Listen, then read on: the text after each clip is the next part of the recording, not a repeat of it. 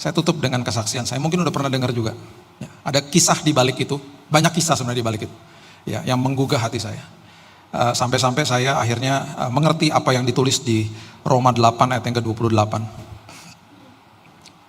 Tahun 2019 saya didiagnosa kena kanker.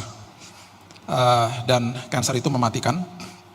Dan kanker saya itu adalah kanker yang kanker darah gitu ya, kanker darah. Dan waktu saya didiagnosa, dokternya bilang, Pak, umurnya Bapak tinggal 3 bulan. Penyakit saya sama penyakitnya almarhum Ibu Ani Yudhoyono sama. Kami dirawat juga nggak jauh, rumah sakitnya juga nggak jauh. Dan betul dalam hitungan 3 bulan beliau meninggal. Saya menangis di depan televisi karena umur untuk penyakit AML, Acute Myeloid Leukemia, ya itu adalah jenis kanker darah yang paling mematikan, itu cuma 3 bulan. Nah, waktu dokter bilang sama saya bahwa penyakit ini 3 bulan, kemudian dia bilang, Pak, kami udah gak punya pilihan, kami harus kasih Bapak pengobatan yang paling keras. 70% dari pengobatan ini akan membuat Bapak justru meninggal juga. Tapi kami, we have no chance, we have no other option. Jadi akhirnya dia bilang, Bapak akan dikasih pengobatan ini, akan diinjeksi lewat dada Bapak akan dibolongin. Dan cairan yang masuk ke dalam tubuh Bapak itu adalah cairan yang sangat keras. 1 tetes dari cairan itu kalau jatuh ke tangannya suster, kalau suster lagi beberes, itu kebakar tangannya.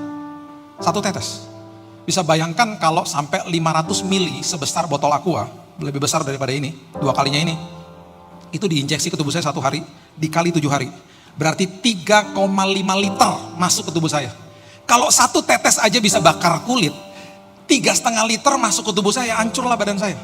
Makanya dokter bilang gini, ada kemungkinan besar Pak, setelah pengobatan ini Bapak akan masuk ICU, Bapak akan koma dan meninggal. Karena hancur dalamnya. Jadi Pak, sebelum pengobatan ini saya minta Bapak tanda tangan. Supaya kalau Bapak meninggal, istri Bapak tidak akan tuntut rumah sakit. Kami tanda tangan. Dan setelah dokternya keluar kami menangis. Menangis sambil tersenyum. Kemudian saya gak pernah lupa saya katakan begini. Saya ingat Amsal 4 ayat 20-23. Arahkan telingamu kepada ucapanku, simpan di dalam lubuk hatimu, karena itu adalah sumber daripada kesembuhan. Saya bilang gini, Tuhan gak apa-apa Tuhan. Itu kan kenyataan, tapi kebenaran firman itu mutlak. Kenyataan harus tunduk sama kebenaran. Saya katakan itu tiap hari pokoknya. Singkat cerita lah ya. Sampai bulan Februari, setelah saya mengalami banyak kolaps, hampir meninggal berkali-kali. Sampai kalau pagi-pagi bersin tuh keluar darah gitu ya, karena paru-parunya hancur semuanya. Bulan Februari, ketika dokter cek saya, ada 10 dokter. Mereka ajak saya masuk ke kamarnya dan mereka terbengong-bengong, mereka katakan, Pak, kami tidak bisa menemukan satupun sel kankernya hilang Pak. Hilang, gak ada. Oh saya kaget dan saya mengucap syukur kepada Tuhan. Nah ini dia, ini ceritanya. Selama saya ada di situ, berkali-kali saya sudah mau mati. Anak saya itu lagi SMA di Singapura waktu itu. SMA. Jadi dia kalau datang ke saya, dia lagi menghadapi ujian akhir. Dia kalau datang ke kamar saya itu selalu Jumat, Sabtu, Minggu. Di hari Jumat, Sabtu, Minggu, saya selalu dalam kondisi fit. Saya udah mau meninggal itu udah selalu dari hari Senin sampai Kamis. Dan anak saya gak pernah lihat. Dan saya selalu katakan kepada suster dan istri saya, jangan kasih tahu. Karena dia lagi belajar. Kalau dia datang hari Jumat, Sabtu, Minggu, dia bawa laptop, dia bawa buku, dia belajar untuk ujian akhir. Jangan kasih tahu. Singkat cerita, semuanya berjalan dengan baik. Saya sembuh, saya pulang.